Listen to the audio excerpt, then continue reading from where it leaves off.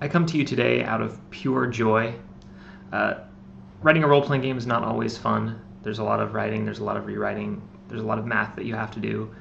And then some days you get to write a monster list.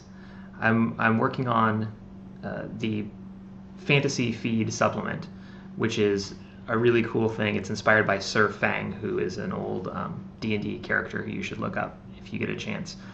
Hugely influential in the development of Dungeons and Dragons, responsible for the cleric class. But anyway, so I'm testing out the fantasy supplement for Feed. I'm going to be running a playtest, which means, of course, that since it's old school kind of fantasy setting, I needed a dungeon, and for a dungeon you need monsters. And so I was called upon to write a list of monsters, a bestiary, for my Fantasy Feed playtest, which is the most primally fun thing you can do in role playing that doesn't involve graph paper. It's an absolute blast. So I have on an actual sheet of paper my list of playtest monsters, which I will now read. Bakemono, straw.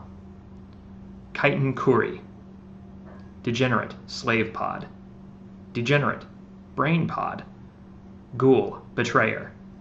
Ghoul, cannibal. Ghoul, manslayer. Ghostlight. Goblin. Goblin fire nun. Goblin rat burglar. Human. Human chaplain. Minotaur, gatekeeper. Minotaur, maze walker. Minotaur, Asterion. Mobius mouth. Rocktopus. Soul seller. And of course, werewolf. That is all.